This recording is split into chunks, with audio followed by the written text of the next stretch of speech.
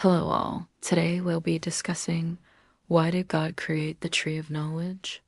A soulful riff on divine design, free will, and why Eden wasn't a gated community. Let's talk about the tree of knowledge, the original plot twist. You know, the one sitting pretty in the middle of Eden, glowing with mystery, and basically screaming, "Do not eat me," like a divine reverse psychology experiment. So, why did God put it there? Was it a test, a trap, a cosmic setup? Or was it something deeper, something wildly empowering disguised as a leafy temptation?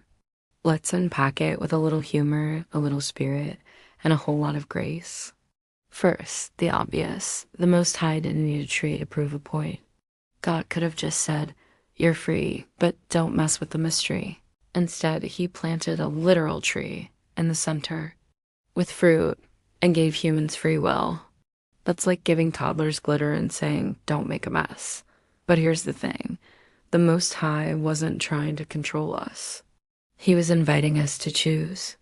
The tree wasn't about punishment, it was about possibility. The tree of knowledge wasn't a trap, it was a threshold. It was the moment we were given the power to choose between obedience and curiosity, between innocence and awareness, between being told what's good and learning in ourselves. The Most High didn't want robots. He wanted relationship. And real relationship requires freedom, even the freedom to mess up. Imagine Adam and Eve journaling that night. "Dear God, today I learned that snakes are persuasive and apples are overrated. Also, fig leaves are not a sustainable fashion choice." The tree of knowledge reminds us that wisdom isn't handed to us. It's grown through experience. Through heartbreak, through healing, through asking, "Why did I do that?" And then choosing differently next time. God didn't create the tree to shame us. He created it to awaken us. The tree of knowledge reminds us that wisdom isn't handed to us. It's grown through experience, through heartbreak, through healing, through asking, "Why did I do that?" And then choosing differently next time.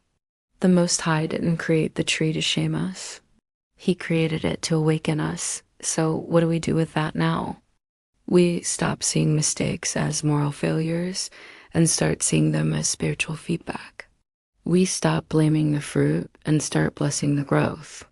We stop fearing knowledge and start honoring discernment. Because the real sin isn't eating the fruit, it's refusing to learn from it. The Most High didn't hide the tree of knowledge. He placed it in plain sight. Not to tempt us, but to trust us.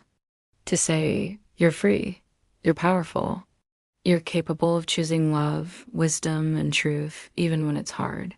So maybe the tree wasn't a warning. Maybe it was a whisper, "You're ready." Affirmation inspired by the tree of knowledge. I honor my freedom to choose, my courage to grow, and my wisdom to learn, even when the fruit looks tempting and the lesson feels messy. I am not here to be perfect. I am here to be powerful, present, and spiritually awake. Need more help? Check out the pros, healers, readers, and spiritualists. Thanks for watching. DPC.